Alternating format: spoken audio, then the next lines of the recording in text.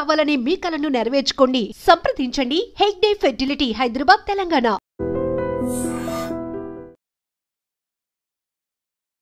విశాఖ జిల్లాలో double murder తీవ్ర సంచలనం రేపుతోంది. దువ్వాడ పోలీస్ స్టేషన్ పరిధి. మనమైతే ఇక్కడ రాజీనగర్ కాలనీలో ఉన్నాం. ఏదైతే నిన్న భార్యాభర్త డాక్యార్డ్ రిటైర్డ్ ఎంప్లాయీ యోగేంద్ర బాబు, ఆయన భార్య లక్ష్మి ఒకే ఇంట్లో ఉంటున్నారు. ఆ ఇంట్లో వేరువేరు గదుల్లో వాళ్ళు విగత జీవులుగా పడి ఉన్నటువంటి దృశ్యాలు ఇప్పుడు తీవ్ర కలకలం రేపుతున్నాయి. అసలు ఈ ఘటన ఎప్పుడు జరిగింది అనేది తెలియదు, కానీ నిన్న వాళ్ళ మేనల్లుడు చైతన్య ఇంటికొచ్చి చూసేటప్పటికి తాళం వేసి ఉండటాన్ని గమనించారు. ఆ తర్వాత కొద్దిసేపటికే స్థానికులు ఆయనకి ఇన్ఫర్మేషన్ ఇవ్వడంతో ఆయన ఇక్కడికి రావటం, పోలీసులు కూడా ఇక్కడికి చేరుకోవటం, క్లూస్ టీం కూడా ఆధారాలు సేకరించే పనిలో పూర్తిగా దువ్వాడ పోలీసులు అయితే ఈ కేసుని వేగవంతంగా దర్యాప్తు చేస్తున్నారు. కానీ ఒక్కసారిగా ఈ ప్రాంతాన్ని ఉలిక్కిపాటుకు గురి చేసినటువంటి ఈ డబుల్ మర్డర్కు సంబంధించినటువంటి అసలు ఏం జరిగింది అడిగి తెలుసుకుందాం చైతన్య గారిని అడిగి. అసలు ఎప్పుడు చూసారండి? ఇద్దరే ఉంటున్నారా? పిల్లలు ఎక్కడ ఉంటున్నారు? వీళ్ళిద్దరే ఇక్కడ ఉంటారండి. పిల్లలిద్దరూ యూఎస్లో సెటిల్డ్ అండి. అంటే అమ్మాయి యూఎస్లో సెటిల్డ్, అబ్బాయి ఒక 2 to 3 months అయింది యూఎస్ వెళ్ళి. వాళ్ళ మిసెస్ కూడా నెక్స్ట్ మంత్ ఎండింగ్కి యూఎస్ వెళ్ళాలి. బట్ నిన్న నేను మా ఫ్యామిలీతోనే ఎవ్రీ మంత్ ఒకసారి వస్తుంటా. నేను ఆయన చెల్లెలు కొడుకుని. నేను ఎవ్రీ మంత్ నేను ఖాళీ ఉన్నప్పుడల్లా వచ్చి చూస్తూ ఉంటాను. మమ్మీ నేను ఒకసారి వస్తుంటాం, డాడీ నేను. వీళ్ళు కూడా వీక్లీ వన్స్ మా ఇంటికి రావటం, లంచ్ అలా వస్తుంటాం. నిన్న అలాగే నా మేనల్లుడు 10th పాస్ అయ్యాడని చెప్పి స్వీట్ ఇవ్వడానికి నా ఫ్యామిలీతో నేను వచ్చి నా కారు ఇక్కడ పార్క్ చేసినప్పటికీ డోర్ లాక్ చేశాను. బండి లేదు, అక్కడికి బయటకు వెళ్ళి ఉంటారని చెప్పి కాల్ చేస్తే ఎదురు కాల్ లిఫ్ట్ చేయలేదు. మా పెద్దమ్మ గారు ఇక్కడే ఉంటారు. స్కూటీ ఉంటుందండి. మా పెద్దమ్మ ఇక్కడే ఉంటారు. అంటే ఆయన తర్వాత ఆవిడ సింగిల్ అండి. ఆవిడకి ఎవరు లేరు. ఆవిడనే ఈయన చూసుకుంటారు. ఆవిడ దగ్గరికి వెళ్ళి మేము టైం స్పెండ్ చేసాము. ఎక్కడికో బయటకు వెళ్ళి ఉంటారు అనుకున్నాం.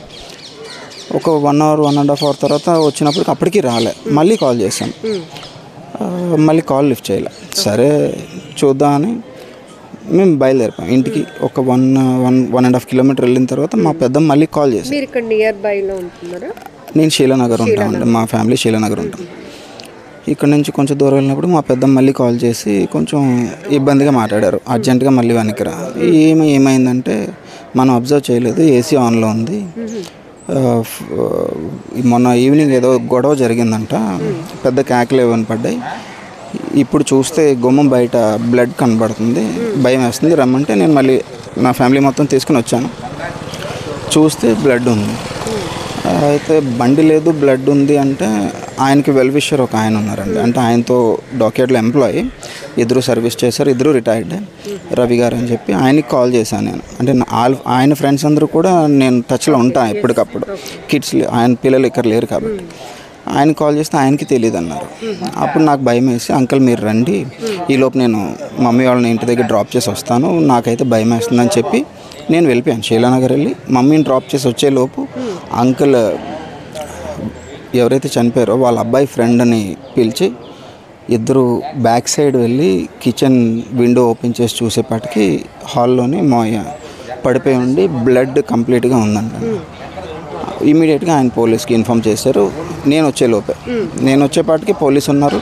అక్కడి నుంచి మేము చూడటానికి అవ్వలేదు, ఏమీ అవ్వలేదు. మీరు అంటే వాళ్ళు ఎవరైతే ఉన్నారో మీ అప్పుడు చనిపోయినటువంటి యోగేంద్ర బాబు గారు వాళ్ళ ఫ్రెండు, ఆ తర్వాత వాళ్ళ అబ్బాయి వాళ్ళ ఫ్రెండ్ కలిసి వచ్చి కిటికీలో నుంచి చూసినప్పటికీ హాల్లో ఈయన ఒక్కరు మాత్రమే ఉన్నారు. ఆ సిచ్యువేషన్ ఎట్లా ఉందండి? అసలు చాలా ఇబ్బందిగా ఉందండి. నేను కూడా చూశాను, చెప్పలేము. మరి వెంటనే వాళ్ళ వైఫ్ ఎక్కడ ఉన్నారు అని ఆలోచన వచ్చిందండి. వచ్చింది. బట్ ఏంటంటే పోలీసు ఏమన్నారంటే కంగారు పడొద్దండి, చూద్దాము, బ్లడ్ ఉంది, కొంచెం ఇబ్బందిగా ఉంది, క్లోజ్ టీం పిలుస్తాము, మీరేం టెన్షన్ పడొద్దు అని చెప్తే నేను మళ్ళీ మమ్మీ వాళ్ళందరినీ ఇక్కడికి తీసుకొచ్చేసాను. అప్పటికి మీ మామయ్య గారి కోసం ఆయన ఉన్నటువంటి సిచ్యువేషన్ బట్టి వరీ అవుతున్నారు. రెండోది అత్త ఎక్కడున్నారు అనేది అప్పటికి ఇంకా ఐడెంటిఫికేషన్. అంటే బెడ్రూమ్లో ఏసీ ఆన్ చేసింది అంటే నాకు ఇన్నర్గా అత్త బెడ్రూమ్లో ఉన్నారని అనిపించింది. నేను ఇమాజిన్ చేసుకున్నాను తప్ప ఎవరితో ఏమనలేదు.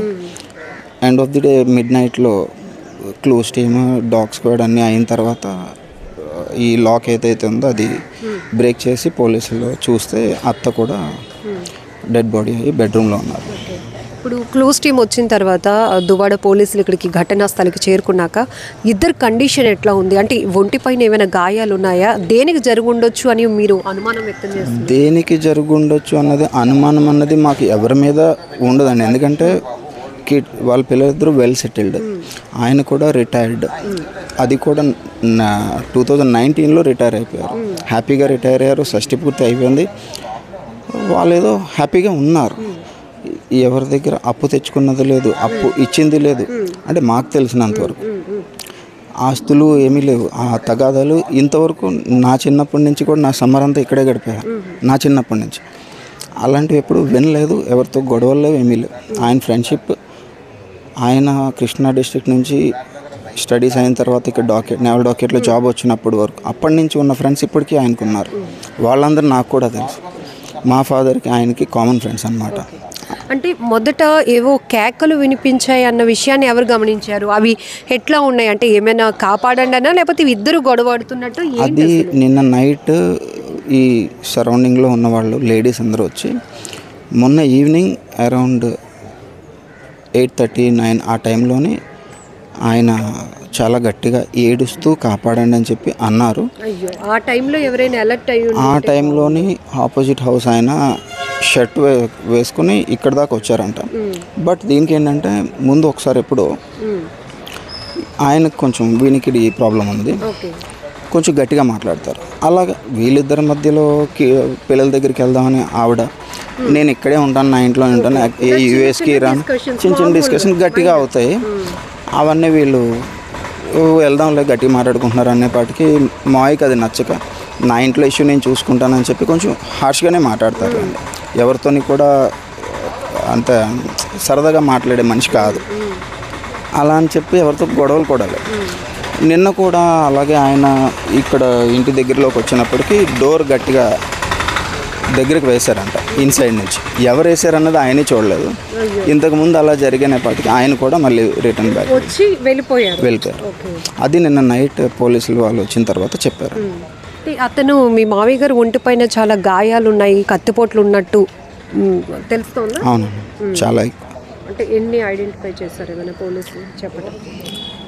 ఎన్ని ఐడెంటిఫై చేసామంటే నేను కూడా చూశానండి, బట్ చెప్పలేను, చెప్పకూడదు ప్రజెంట్. ఇంకా ఎవరు చేశారు, ఎందుకు చేశారు అనేది కూడా తెలియదు. బట్ టూ హార్ష్ అండి, టూ మచ్ అండి. వాళ్ళకి ఇలా జరుగుతుందంటే ఇద్దరికి కూడా సరి సమానంగా చేయాలన్నట్టు చేశారేమో తెలియదు, కానీ ఇద్దరు సేమ్ సిచ్యువేషన్ అండి.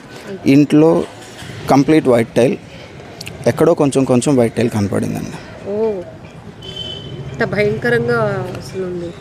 వాళ్ళ ఏజ్కి వాళ్ళు పడిన కష్టానికి నాకు భయం వేస్తుంది. నా పేరెంట్స్ కూడా సేమ్ ఏజ్. ఇప్పుడు వైఫ్ అండ్ హస్బెండ్ ఇద్దరు ఏజ్ ఎంత ఉంటుందండి? ఆయనది 66 అండి, అత్తది 58. ఓకే.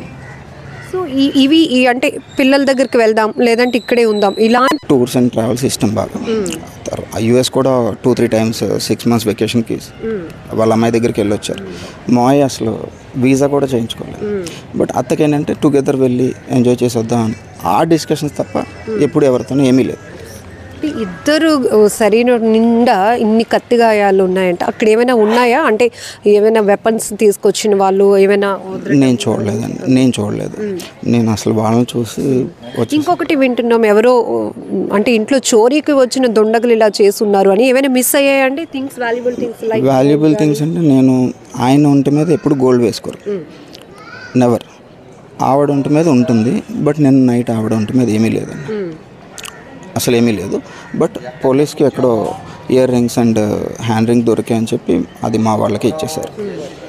సో అంటే మొన్న సేమ్ టైం, అంటే ఇది గురువారం సాయంత్రం జరిగినటువంటి పరిస్థితి. ఆ రోజు ఈ ఏరియాలో ఒక పండగ జరగడం వల్ల ఎవరు హడావిడిలో ఉన్నారు అన్నట్టు. ఆ రోజు ఇక్కడ రాసాలమ్మ కాలనీ అని చెప్పి ఆపోజిట్ కాలనీ అండి, అక్కడ ఏదో పండగ ఏదో జరిగిందంట. ఈవినింగ్ టైంలో ఏదో ఊరేగింపు పెద్ద సౌండింగ్ ఏదో అయిందంట. అదే టైంలో ఆ టైంలోనే అయిందంట. బట్ ఇక్కడ చుట్టుపక్కల వాళ్ళకైతే వినిపించింది ఈ సౌండింగ్, బట్ మాకెవరు ఆ రోజు చెప్పలేదు. అటెన్షన్గా ఉండడానికి అక్కడ పండగ మీద మూడు ఆ రోజు మాకు ఈ చుట్టుపక్కల ఎవరు చెప్పలేదు. నిన్న మేము అనుకోకుండా స్వీట్ ఇద్దామని వచ్చిన తర్వాత స్వీట్ ఇవ్వడం కాకుండా మేము ఇలా చూస్తాం. పిల్లలు వాళ్ళు వస్తున్నారండి, ఆల్రెడీ స్టార్ట్ అయ్యారు. ఎయిర్లో ఉన్నారు. మార్నింగ్ 3:30 అరౌండ్ హైదరాబాద్లో ల్యాండ్ అవుతారు.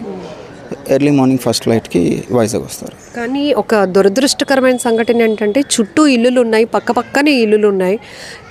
ఏం జరుగుతుందో కూడా తెలుసుకోలేనటువంటి పరిస్థితి అయిపోయింది. 2 ప్రాణాలు దారుణంగా. దానికి ఎవరు ఏం చేయలేమండి, దానికి ఎవరు ఏం చేయలేము. అన్ఫార్చునేట్లీ ఈ చుట్టుపక్కల ఎక్కడ కూడా ఎగ్జాక్ట్ లొకేట్ చేస్తూ సీసీ కెమెరాస్ కూడా లేవు. అయ్యో, ఇది ఇంపార్టెంట్ కదా. ఫస్ట్ థింగ్ ఏంటంటే ఈ విషయం తెలిసినప్పటి నుంచి పోలీస్ వాళ్ళు మాత్రం టూ మచ్ అండి. నేను ఈవినింగ్ 4 o'clock నుంచి, అంటే ఈవినింగ్ 4 అయింది నాకు తెలిసినప్పటికీ, పోలీస్ ఇక్కడ వచ్చినప్పుడు అరౌండ్ 6 అయింది. అప్పటి నుంచి ఇప్పటికీ చాలామంది అండి ఎక్కడెక్కడో స్టేషన్ నుంచి వస్తున్నారు. ఈవెన్ సిపి గారు కూడా నిన్న ఈవినింగ్ వచ్చి ఒక 1 hour కంప్లీట్గా మొత్తం అంతా చూసి వెళ్ళారు. చాలా చేస్తున్నారండి, బట్ ఇంతవరకు ఏం తెలియట్లేదు. సో ఇంటికి ఒక సీసీ కెమెరా ఉన్నా, ఈ ఏరియాకి కవర్ అవుతున్నట్టు ఒక సీసీ కెమెరా ఉన్నా, ఈ పాటికే పోలీస్ వాళ్ళు ట్రేస్ అవుట్ చేసేవారేమోనండి, బట్ వాళ్ళకి చాలా కష్టం అవుతుంది. కానీ ఇలాంటి సందర్భంలోనే సీసీ కెమెరాల ఇంపార్టెన్స్ చాలా తెలుస్తుందండి. నాకైతే ఒక సైట్ ఉంది, మా ఫాదర్ ఇచ్చింది. ఇండిపెండెంట్గా కట్టుకోకుండా ఒక గేటెడ్ కమ్యూనిటీలో ఫ్లాట్ తీసుకున్నందుకు నేనైతే నా పర్సనల్గా హ్యాపీ ఫీల్ అవుతున్నాను. ఒకప్పుడు నా ఇల్లు ఉంటే చాలా అనుకున్నా, ఇప్పుడు నలుగురితో కలిసి ఉండడం బెటర్ ఏమో అనిపిస్తుంది. కొన్ని దురదృష్టకరమైన సంఘటనల నుంచి కొంత అంటే జాగ్రత్తలు కూడా మనం తెలుసుకోవాలి. నేను అది మంచి పని చేశానేమో అనిపించింది. గేటెడ్ కమ్యూనిటీలో ఉండడం సేఫ్ అండి, అంతే. నా ఇల్లు నా భూమి అనుకోవడం కన్నా నలుగురితో కలిసి ఉందాం అనుకోవడం బెటర్ ఏమో అనిపించేసి నిన్నంటే నాకు తెలియదు. అసలు సిచ్యువేషన్ జనరల్గా ఇలాంటివి సినిమాల్లో ఉంటాయి, టార్గెటెడ్గా కొంతమంది ఏదో ఒక అటాక్స్ చేయటం, చంపేయటం, బట్ సేమ్ అట్లానే అనిపిస్తుంది. ఇంజురీస్ కూడా అలాగే ఉన్నాయండి, బట్ అదేదో వాళ్ళేదో వయసులో ఉన్నారు, ఎవరికేదో హాని చేశారు, అలాంటి ఇంజురీస్. ఆ ఇంజురీస్ చూస్తుంటే ఆ ఏజ్కి వాళ్ళు ఎందుకు అలా పడాలని, పెయిన్ అసలు టూ మచ్ అండి. ఇది చాలా దురదృష్టకరమైన సంఘటన. రాజీనగర్ కాలనీలో ఒక్కసారిగా అందరూ షాక్లో ఉన్నారనే చెప్పొచ్చు. ఎందుకంటే వాళ్ళ పిల్లలు యూఎస్లో సెటిల్ అయ్యారు కాబట్టి ఇక్కడే భార్యాభర్తలు ఉంటున్నారు. ఆయన కూడా డాక్యార్డ్లో రిటైర్డ్ ఎంప్లాయీ, భార్యతో కలిసి ఉంటున్నారు. చిన్నగా వాళ్ళిద్దరి మధ్య అంటే ఊరికే పిల్లల దగ్గరికి వెళ్ళిపోదామని, లేదంటే ఇక్కడే ఉందామని, ఇట్లాంటి డిస్కషన్స్ తప్ప ఇంకొకటి లేదు. కానీ ఇద్దరు ఒంటిపైన ఉన్నటువంటి కత్తి గాయాలు, ఏవైతే కత్తి పోట్లు ఉన్నాయో అవి చూస్తే తట్టుకోవడం నా వల్ల కాలేదు. ఇప్పుడు మనం ఎవరైతే మాట్లాడారో చనిపోయినటువంటి యోగేంద్ర బాబు గారు వాళ్ళ మేనల్లుడు, ఆయన మేనల్లుడు 10th క్లాస్లో మంచి మార్క్స్ రావడం వల్ల స్వీట్స్ ఇద్దామని ఇక్కడికి వచ్చాము. ఇంతలోనే ఇంత ఘోరం క్షణాల్లో జరిగిపోయింది. ఎవరు తెలుసుకోలేకపోయారు. పెద్ద కేకలు వినపడినప్పటికీ కూడా చుట్టుపక్కల వాళ్ళు పూర్తిగా అటెన్షన్ ఒకవేళ పే చేయాలి అనుకుంటే వెళ్ళున్నా కూడా అప్పటికి ఎవరొకరిని సేవ్ చేయడానికైనా అవకాశం ఉండేదేమో. కానీ ఎవరు ఊహించలేనటువంటి సిచ్యువేషన్ ఇది. అయినా ఎవరు ఎక్స్పెక్ట్ కూడా చేయలేరు. 70-60 ఏళ్ళ వయసులో ఉన్న వాళ్ళని ఇంత టార్గెటెడ్గా క్రూరంగా హింసించి చంపటం, అవన్నీ చూస్తేనే మాటల్లో కూడా నేను చెప్పలేకపోతున్నాను అనేటటువంటి తీవ్రమైన దుఃఖాన్ని ఆయన వ్యక్తం చేస్తున్నారు. నిన్నటి నుంచి కూడా నిర్విరామంగా క్లూస్ టీమ్ అంతా ఇక్కడికి చేరుకోవడం, పోలీస్ డిపార్ట్మెంట్ అంతా ఇక్కడికి రావటం, పూర్తిగా ఆధారాలు సేకరించే పనిలో ఉన్నారు. ఏదైతే వాళ్ళ పిల్లలు అమెరికా నుంచి వచ్చిన తర్వాత మిగతా కార్యక్రమాలు కూడా జరిపించడానికి, పోస్ట్ మార్టం కూడా నిర్వహించడానికి అన్ని ఏర్పాట్లు జరుగుతున్నాయి. ఇక్కడ ఒక్క విషయం మనం తెలుసుకోవాలి, ఎప్పుడు ఏం జరుగుతుందో ప్రమాదం మనకు తెలియదు. కానీ ఇలాంటి నేరాలు జరిగినప్పుడు ఆ దుండగుల్ని పట్టించేది ఫస్ట్ సీసీ కెమెరాలు. ఎవరైనా ప్రత్యక్షంగా చూస్తే పర్వాలేదు, లేదంటే సీసీ కెమెరాలో వాళ్ళ కదలికలను బట్టి ఇమీడియట్గా కేసుని ట్రేస్ అవుట్ చేయడానికి కొంత అవకాశం ఉంటుంది. అది కూడా చాలా హెల్ప్ఫుల్గా ఉంటుంది పోలీసు వాళ్ళకి. కానీ ఈ ఏరియాను ఒకసారి మీరు అబ్జర్వ్ చేస్తే అది కూడా మెయిన్ రోడ్డుకి చాలా దగ్గరగా ఉంది. అక్కడి నుంచి ఇది 1, 2, 3, 4, 5 ఐదో హౌస్ అనమాట. అంతే. ఈ వరుసగా ఉన్న ఇల్లులు కనీసం రోడ్ని కవర్ చేస్తూ ఒక సీసీ కెమెరా ఉండున్నా కూడా ఈ పాటికే ఈ డబల్ మర్డర్కి సంబంధించి ఎవరు ఇంత క్రూరంగా హత్య చేసి వెళ్ళినటువంటి దుండగుల్ని ఇప్పటికే పోలీసులు పట్టుకోవడానికి కూడా ఒక అవకాశం ఉండేది. ఏదేమైనా చాలా బాధాకరమైన ఘటన అని చెప్పొచ్చు.